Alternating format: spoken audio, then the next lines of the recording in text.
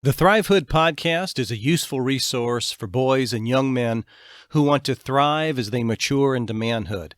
I'll be your host, Tim Williams, and welcome to the Thrivehood podcast.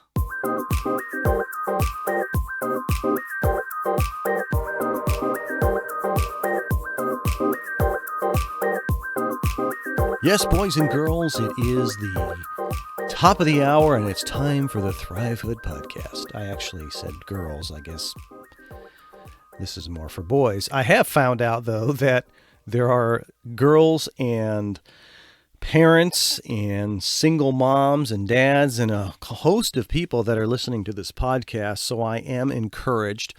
And speaking of that, would you subscribe to these podcast episodes, please? Would you download them? Would you tell others about what it is I'm trying to accomplish here? And that would be much appreciated. So, last week, I created an episode on interviews. So this week, we will pick up where we left off last time, and we'll move into the actual interviewing stage itself. And let me say this. I want to clarify something. I was flipping out a little bit because I thought in the last episode, I made the statement that you shouldn't have any body piercings or tattoos while you're in the midst of an interview. And I had to go back and listen to clarify, and I'm glad I did. I want to make sure that you heard that correctly. I actually said that you should have no visible body piercings or tattoos. So just, again, as you're going to an interview, I wouldn't broadcast that. I wouldn't have that on a big billboard and be able to see. You are up against a lot of competition as you're moving forward. And I'm not here I'm not slamming you, not coming down on you.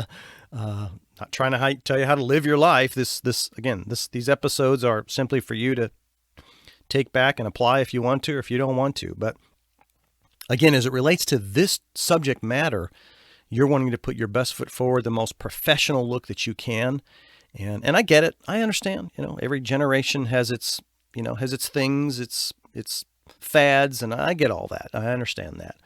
So I wanted to clarify that. So let's jump into the subject today of when you begin to move into the actual interview process itself. So the first thing is you're getting ready. Let's say that you're at the office, you're at the location where you're wanting to get this job, and you're getting ready to go in for the interview. Here are some quick don'ts and do's, or do's and don'ts. I wouldn't have a cell phone with you. As a matter of fact, I wouldn't even bring it in with you. I would leave it in your car or with, your mom or parents or guardian or whoever you're with. You don't want any distraction. You want zero distractions. I have heard in a few occasions where people will go in, adults, we're not, here I'm talking to you guys, you young guys out here, but adults that will go into interviews and the phone will buzz or the phone will ring, or even though they have it on silent, the vibrating mechanism goes off in their purse or in their coat pocket. And the interviewer's like, do you want to get that? So you don't want a cell phone, okay? No chewing gum, guys. We don't want to be, mumbling our words. No foul language, okay? Keep your swear words to yourself. You can do all that at another appropriate time. But in this particular case, you keep the profanity completely out, all right? And by the way, this may be petty, but if someone offers you a drink, if you go into an interview and they're wanting to offer you, hey, would you like a water or something? Don't take it. Don't accept it. I know you're thinking, well, what has that got to do anything? Look, you're not there to take anything. You're trying to give them everything you can to tell them that you're worthy of their hire, so to speak. And you could spill the water, you could gag on it, who knows, right? You could drop the water bottle. There's a possibility of errors that could take place. Don't accept anything. Again, you're not there for them to give you something. You just tell them you're fine and you're good. I would also be careful not talking over the interviewer. Don't get too excited or too proactive. There is some, and I think I spoke on this before, but there's something called active listening, and you need to be active listening.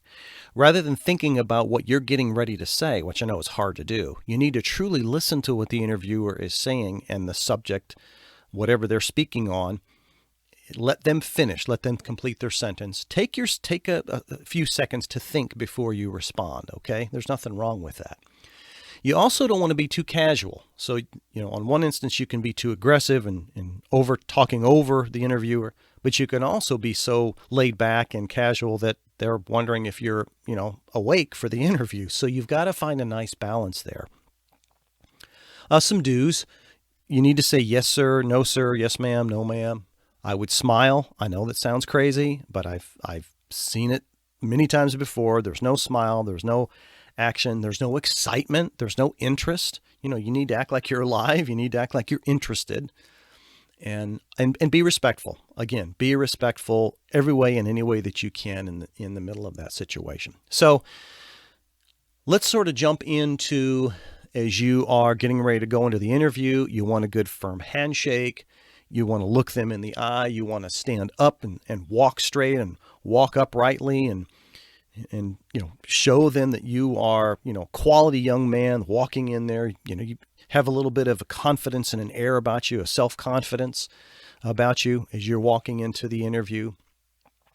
And again, being respectful. So as we get into the interview process, I want to tell you something that I don't know if a lot of you know. But this is your time to shine, and you won't always get this, but a good interviewer will not talk a lot. A good interviewer you should be talking more than the interviewer themselves. That's not always the case. A lot of times you're going to walk into a situation and the interviewer doesn't really do a good job of interviewing. They don't do that well. They're talking more about the position and say, do you want it? That's fine. You just got to sort of mold to the situation and adjust accordingly. But if it's a good interviewer, expect to talk a lot. It's okay. It's okay for you to talk and to give them information that is directly related to the job or your qualifications. So be aware of that. Here are, and I think last episode I said pull up some questions, some standard questions. Well, here's some for you to think about. And we'll just sort of run through these. Tell me a little bit about yourself. I wouldn't spend a lot of time on you personally. Well, my name is John, and I live out on a farm, and I help my dad with, farm chores, and I like playing Xbox and, going out with my girlfriend, and I like eating at, whatever XYZ restaurant. No, they're asking a little bit about that, but they're also wanting to primarily know about your history, whatever work history you have. Maybe it's minimal, but again, maybe you can speak to a few things you've done around the house or helped your dad or your grandpa or friend or somebody. And, so you can speak to your activities, again, speak to your strengths and your weaknesses, that sort of thing. They may ask you, why are you looking for a job? Why do you want to work here? Do you have reliable transportation? That's a good question for a young person because they need to know that you're going to get to work on time and you'll be there and you'll be consistent. Why do you want this job? Why do you want to work for us? How did you hear about this job? Elaborate on something listed on your resume. If you hand a resume, they may want you to talk a little bit about it. Why should we hire you? How do you handle stress? What are some of your hobbies? What hours can you work? We touched on that last time. What is your dream job? What salary requirements do you have? What questions do you have for me? Those are just a few general questions. Again, as I mentioned, I want to reiterate, man, practice. Oh my gosh, I can't stress that enough. Spend enormous amount of time practicing where you get your ideas down and your thoughts, and you'll be able to respond to most questions. So in that process of some of those questions, there is something that I came across that I thought was really great, and I want to share this with you. I was doing a little bit of research on this. And again, as I always tell you guys, I am not the expert here. I'm not a subject matter expert. I'm just giving you some pointers. You can always dive into this and get into the weeds through internet or using the library or, number of resources. But there is a method that you can use called the STAR method, STAR method, as it relates to past experiences. And I thought this was excellent. I sort of wish I'd have known this myself because this is fantastic. And before I tell you this, here's what I want to say. If you're going to be looking for a job in the near future, find an opportunity for you to be able to present a good story like the one I'm getting ready to present to you, so that you'll have something that you can share for an employer, okay? This is crucial. Start thinking forward, thinking strategic living, as I like to say. If I'm going to be having to share a little bit about my resume or an experience that I had, I need to have an experience, right? So you want to have an experience and something you can speak to. So as it relates to this situation, if you are asked, can you tell me a little bit about your resume, or tell me about a success story, or tell me about a time when you were, there was a challenge and you overcame it. Those could be some questions that could be brought up in the interview. And this is a great strategy. So if we use the STAR effect, it's an acronym which represents situation, task, action, and result. So in the first the first stage would be a situation. And the situation is you're covering a story that highlights some type of accomplishment that you did as it relates to a sport or an activity, or maybe a volunteer scenario, or maybe you actually have been doing some small jobs. I mean, you have a little lawn care business on the side and you're ready to kind of get out and do something else. Any kind of story that highlights an accomplishment. So what I'm going to do in this particular case, we're going to use maybe a opportunity where maybe you were in a football game. Okay. We'll sort of use that as an example.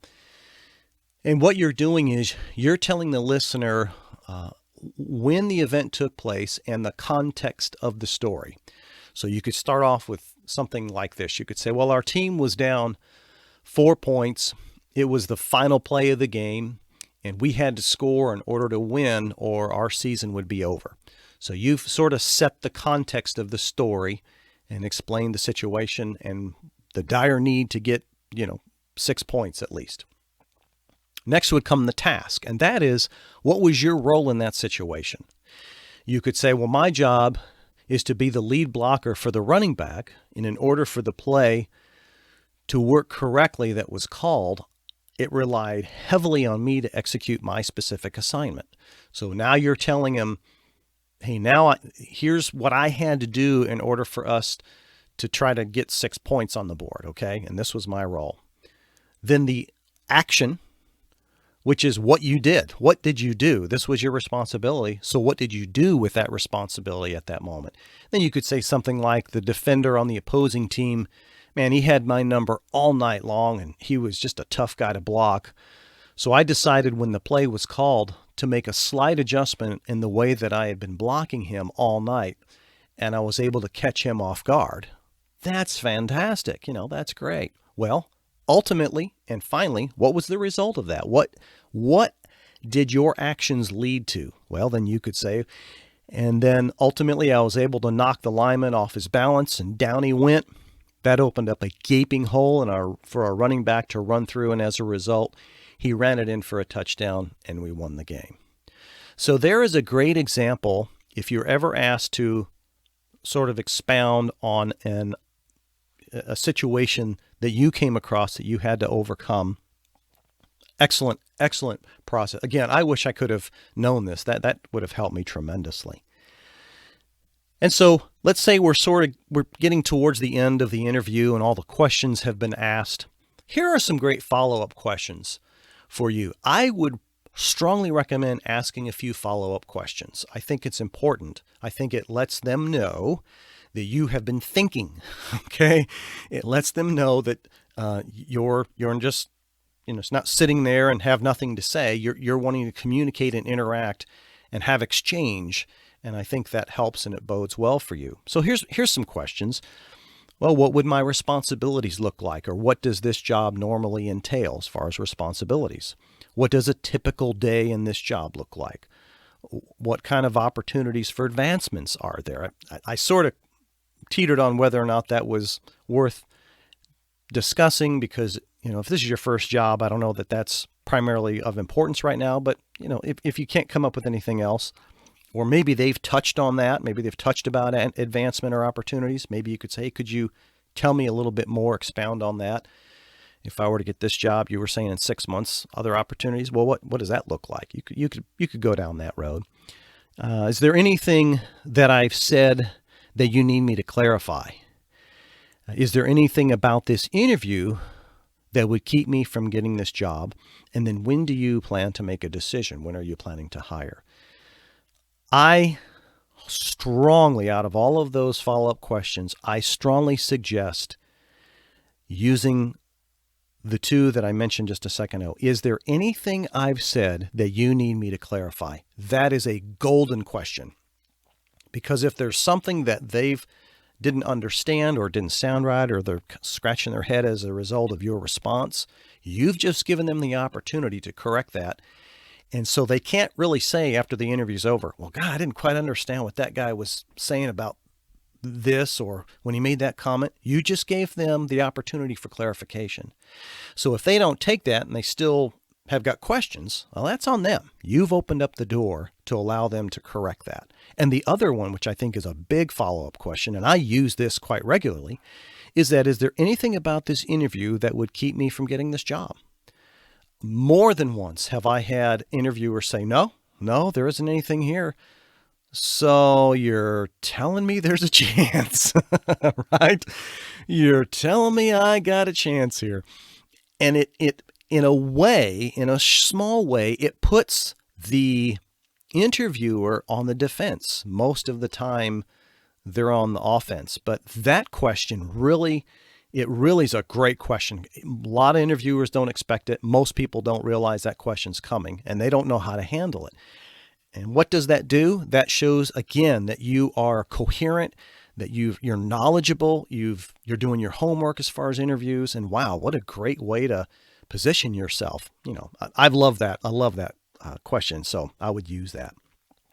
And then finally, as we wrap up, make sure you get the name of the interviewer, first and last name, their address. Send a handwritten note. Send not an email. Don't make a phone call. Send a handwritten note, a thank you card. Not a post note, but a little 5x5 or 3x3 card with a flip cover on it. It says thanks. A lot of them you can get that'll say thank you on the front. You flip it open. Right? Just 2 sentences. Thanks. Appreciate the opportunity. I look forward to hearing from you soon. And if you have any further questions that I could clarify, let me know. Fantastic. That goes a long way. And follow up. And you could even ask in the interview, and I didn't even mention this as one of the questions. You could say, well, would it be appropriate for me to follow up in a week or 2 weeks or 5 days? You can ask that. You sure you can ask that, and let them answer that and see what they say. So there is just a brief, again, layout of the interview process. It could go exactly like I just read, and it could go completely wonky outside of everything I just said. But at least you have a general idea of how the process should work. A few final thoughts here. Have realistic expectations about your salary. Okay?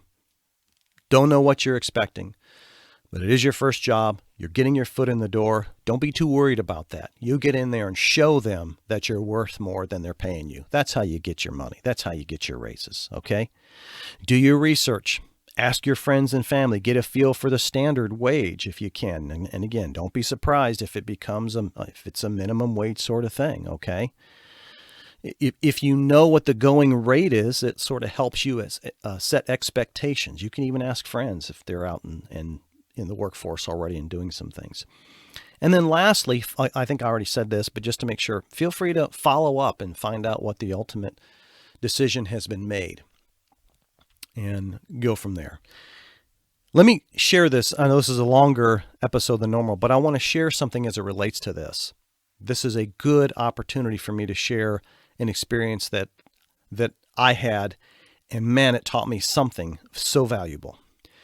This was years and years and years ago, and there was a job, a position that came open, and back then it was in the newspaper, so this has been a while. And I loved what the job entailed. I was excited about it. I had real strong interest in it, and I applied. And I didn't really hear anything. And the ad in the newspaper went away. So I thought, it looks to me like they hired somebody already, and okay, that job's filled. But I thought to myself, and this was a test, a little bit more of a test. I thought, how many resumes do I need to send in before I get this job? I'm just curious. So I started sending resumes in. About every 3 to 4 months, maybe a half year, I would send in a resume, and I would have a nice cover letter, just say, hey, look, I love your organization. I love what you do. I've been following you for years. I did a lot of my own research, and followed up and found out a little bit more about them, and said, I want to be a part of your organization, and I have real interest in this specific area. And fellas, it was almost 2 years, okay? Almost 2 years as I continued on a cycle of about 3 to 4 resumes a year of sending it and sending it and sending it and sending it. About a year, well, I said 2 years, about a year and a half after doing that, I receive a phone call from this organization. There is a position that's open up in the immediate area that I lived, and they wanted to interview me. When I got to the interview, I walked in, shook hands, and sat down. And the individual, the fellow that was going to be, he was the director of the region. This was a sales position that I would go out and do sales work. We sat down, shook hands, we sat down. And the first thing the guy said is, he said, do you know why you're here?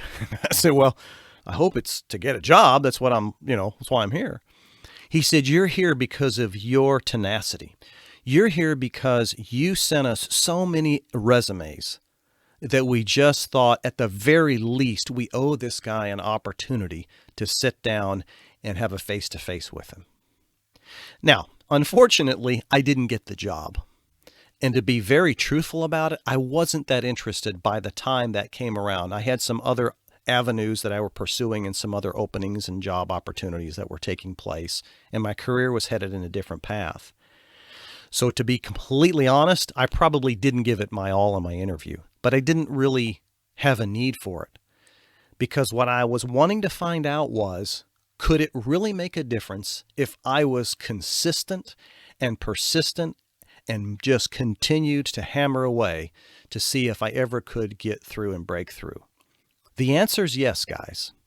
So as I close, don't give up, okay? If there is an opportunity, a job or a company or a career or something that you're looking forward to, while I don't know that everything we dream about ever comes true, what I can say and what I can tell you is from personal experience is that if you pursue something and are consistent with it, there is a good chance that something could come out of it. But make sure it's something that you want. Make sure it's something that you really desire. So hope that helped you out, guys. And we are going to be looking forward in the next coming weeks. I am hoping that we're going to start breaking these episodes up a little bit. I want to be sharing a little more on some other subject matters, and I'm trying to start lining up some guests and some people we can interview. And I'm going to shake up some of the episodes a little bit here and there and put a little more spice into it as I'm getting more of these under my belt. So continue to listen in. I think you're really going to enjoy it. And guys, as I always say, stay strong.